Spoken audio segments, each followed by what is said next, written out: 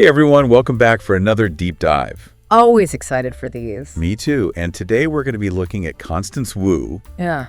using her interview on Nightline. Great interview. It is really a fascinating one, and I think Yeah. a lot of people, remember her from Crazy Rich Asians and Fresh Off the Boat. Of course. But this is a really interesting story because it goes way beyond those roles in those movies and TV shows. Yeah, and what's really interesting to me about her story Yeah. is that it kind of like perfectly captures that double-edged sort of representation. Oh, definitely. She skyrocketed to fame and became like this icon for Asian American representation practically overnight. Yeah. But then that came with like this immense weight of expectation. Absolutely. And it really makes you wonder, like, Yeah. is it even possible for one person to carry the hopes of an entire community? That's such a good point. Yeah. I mean, it's like she was expected to be this perfect ultimate spokesperson for like Asian American identity. Exactly. But at the same time, she's just like navigating the pressures of Hollywood in general. Of being a human. Yeah. And she even mentioned in the interview that, there were times where she felt underqualified to speak on certain issues and wished that there were like other people maybe who, were better suited to carry that torch. It's like this classic catch-22, Yeah. especially for people from underrepresented groups. Yeah. You're kind of thrust into the spotlight, expected to be a role model and a voice for your community. But you're also an individual, Yeah. with your own struggles and insecurities. Yeah. And the internet does not always handle nuance very well. Definitely not. Which brings us to that tweet Oh, yeah. about Fresh Off the Boat. The infamous tweet. The infamous tweet, when the show got renewed for another season, and she basically, the internet exploded. It was like... And she became public enemy #1 practically overnight. Yeah, and that incident is like such a prime example of how social media can amplify just like a single moment. Yeah. And just like strip away all context and fuel this outrage. Yeah. And she's since explained that the show's finale was already written. Right. Like the renewal was unexpected. Yeah. And she had other opportunities on the horizon, but all those details kind of get lost in the frenzy. In the frenzy of the internet. Yeah. Yeah. And it's really scary how quickly things can kind of spiral out of control online. Totally. And what's even more heartbreaking is that she was dealing with a whole other level of turmoil behind the scenes. Oh, yeah. Like during those 3 years when she basically vanished from public view, the online hate was relentless. Can you imagine being bombarded with messages accusing you of betraying your entire community? Oh, it's awful. And, she even received a message from another Asian actress, like somebody that she considered a friend, that basically told her she was a blight on the community. That's awful. It's just heartbreaking to hear that level of vitriol, especially from someone you thought was in your corner. Yeah. And so it's no wonder that she was kind of driven to that breaking point. Right. Where she even attempted to jump from her apartment balcony. This is where the conversation gets really dark, and we have to think about the very real consequences of online bullying. And, it's this stark reminder that words have power. Definitely. And the anonymity of the internet can embolden people to say things that they would never say face to face. It's true. It's a really sobering thought. It is. But thankfully, her friend intervened. Yeah. And she got the help that she needed. Thank goodness. And she went completely off the grid, sought therapy, and began to piece her life back together. Yeah. And that ultimately led to her writing this book. Right. Making a Scene. And it was her way of reclaiming her narrative. Yeah. Of sharing her truth on her own terms. Absolutely. And what a truth it is. Yeah.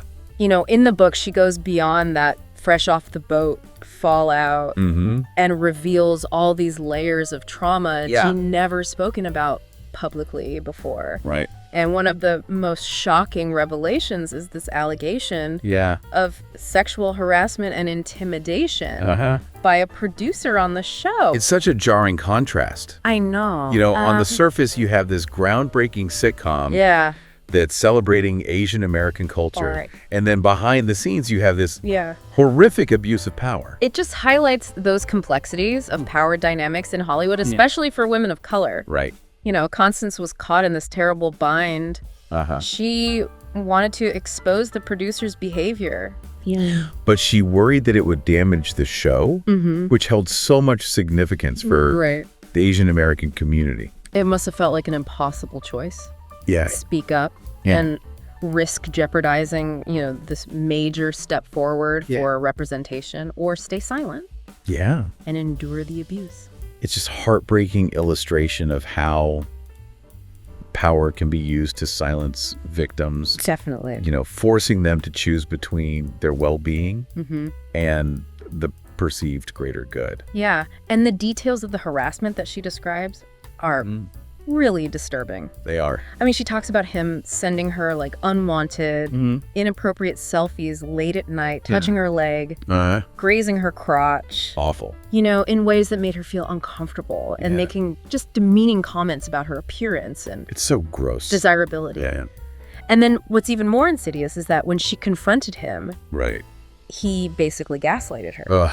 Typical claim that she owed him her career and loyalty because he'd fought for her to get the role. Oh, it's classic manipulation. Yeah. Designed to make the victim question their own perceptions and feel crapped. Exactly. So on top of this immense pressure of representing an entire community, she's also navigating this horrific experience of sexual harassment. Yeah, it just adds another layer to this already complex story. Right. And it's such a stark reminder that what we see on screen is often just the tip of the iceberg. Absolutely. And it makes her decision to finally break her silence all the more courageous. It really does. But the traumas revealed in her memoir don't end there. Oh, no, they don't. So, in the book, she also talks about this past sexual assault. That she didn't initially even process as rape. Wow. And she also talks about her struggles with, clinical depression, especially during Crazy Rich Asians, when she was supposed to be, on top of the world. Right. And then there's this other memory from her childhood. Where she was, wrongly accused of plagiarism. Oh, wow. And she kind of connects that back to this feeling of, having to protect her parents and their immigrant experience. Yeah, it's like all of these experiences from her childhood to adulthood created this undercurrent of pressure and a responsibility that she just carried with her. And she even says that she felt like she couldn't tell her parents about the plagiarism accusation because she was afraid of her teacher judging them for their accents. Oh, wow. Which is such a heavy. Yeah, it's a heavy thing. Yeah. It's that unique burden that a lot of children of immigrants carry. Yeah. That constant need to shield their family from prejudice. It's a really powerful insight into the immigrant experience. Yeah. You're navigating this new world, trying to fit in and succeed, but you're also carrying the weight of your family's hopes and dreams. Right. And for Constance, it seems like that sense of responsibility extended to her role in Hollywood. Yeah. Especially with Fresh Off the Boat. Totally. She was so worried about damaging the show's image and jeopardizing, what it represented for Asian American representation. That she felt trapped. Yeah. And unable to speak up about the producer's harassment. It's such a tragic dilemma. It really is. You have her personal experience of trauma, and then you have this broader societal context of Asian American representation finally gaining some momentum. Right. It must have just felt like an impossible situation. Yeah, and it makes you think about how we as a society support victims of harassment. Yeah. Especially those from marginalized communities. Yeah. Because so often they face this immense pressure to stay silent. Fearing retaliation, career damage, or even further victimization. And then for Constance, there was this added layer of not wanting to reinforce negative stereotypes or undermine the progress that had been made. It's she was damned if she did it, damned if she didn't. Yeah. And her experience really underscores the need for systemic change. Yes.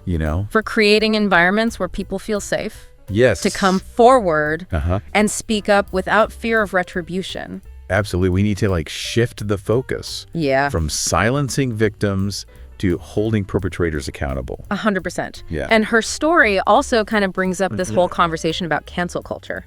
Oh, yeah. Because she was essentially canceled for that tweet. That one tweet, yeah.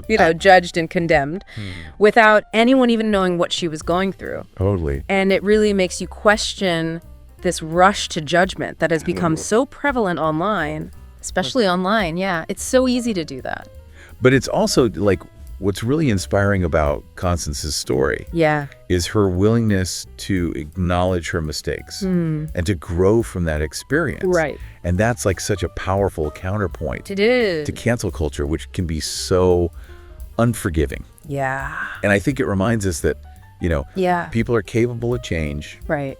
And we shouldn't write someone off based on a single misstep. Based on a single moment. Right. And especially when we only have a tiny sliver of the full story. It's like we forget there are real people with real feelings behind those social media profiles. It's like we lose sight of nuance and empathy in the heat of the moment. It's so true. And I think Constance's journey is really this plea for greater understanding. A call to engage in online discourse with more compassion and critical thinking. And it also shines a light on the importance of mental health. Totally. She's so open about her struggles with depression and suicidal thoughts. And the need for professional help. Yes. It's so refreshing to hear a public figure talk so candidly about mental health and therapy. Right. And I think it helps to destigmatize these issues. For sure. And encourage others to reach out for support when they need it. Absolutely. Her vulnerability is truly the strength. And by sharing her story, I think she's creating space for others to share theirs. Absolutely. But speaking of stories, there's another really fascinating layer to Constance's journey. Okay. That we haven't even touched on yet. Let's hear it. Motherhood. Yeah. Like it's a whole new chapter. It is a whole other chapter. Filled with its own set of challenges and revelations. Yeah, and it seems like becoming a mother has given her this whole new perspective on her own life, especially when it comes to her mom. That's where we'll pick up in part 3 of our deep dive. Okay, sounds good. Okay, so we've talked about the pressures of representation, the dark side of online fame, and the courage it takes to speak out against abuse. But now let's talk about motherhood. Yeah. Because it's like a whole new chapter for Constance Wu. It really is. And what's interesting is how it seems to have given her like this newfound understanding of her own mom. Yeah. Especially after that 5-year period of estrangement. Right. I mean, their relationship was really strained. Yeah. Partly because her mom didn't really approve of her acting career. Right. It's a dynamic that so many people can relate to. Especially, people from immigrant families. That clash between generations. Yeah. Those dreams parents have for their kids. Right. And the paths those kids choose for themselves. It's a tale as old as time. Exactly. And Constance admits that she initially felt misunderstood by her mother. Yeah. And she interpreted her mom's criticism as a lack of support. It's easy to do that when you're younger. It is. But then through the lens of motherhood, she's gained this whole new perspective. Right. And she's realized that her mom's critiques, while sometimes harsh, were really rooted in love and a desire to protect her from this cutthroat world of Hollywood. It makes you think about how our own experiences can shape our understanding of others. Oh, totally. Especially, our parents. It's like she can finally see things from her mom's side. Right. Now that she's a mom herself. Exactly. It's a beautiful example of how life and these transformative moments, becoming a parent, can bridge generational divides. Definitely. And she even talks about how she's now drawing upon her mother's lessons as she raises her own kid. It's a full circle moment. Isn't it? The daughter who once felt judged by her mother. Right. Now she's reflecting on those same values as she raises her own child. It's so powerful. It's really a testament to the evolving nature of family relationships and the power of forgiveness and empathy. Couldn't have said it better myself. And this theme of reconciliation and growth. Yes. It kind of mirrors Constance's journey overall. Yeah. She's gone from feeling silenced and misunderstood to reclaiming her voice and using it to share her experiences, both the good and the bad. And I think it's incredibly inspiring. It is. To see how she's taking control of her own narrative.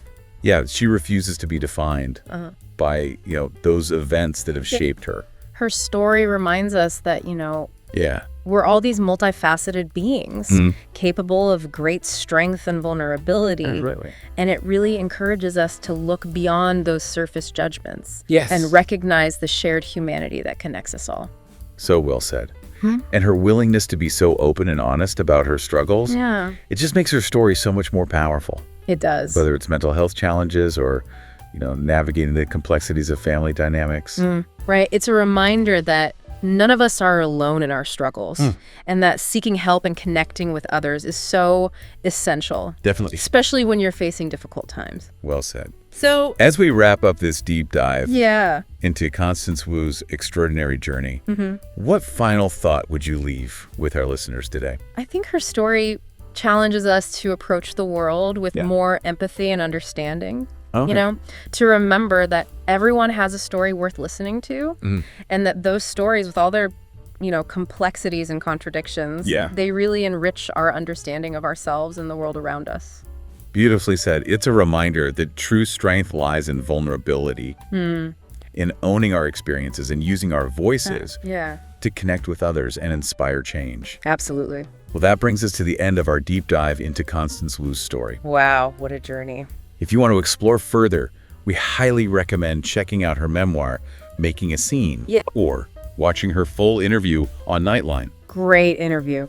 Thanks for joining us on this journey of discovery. It's been a pleasure, as always.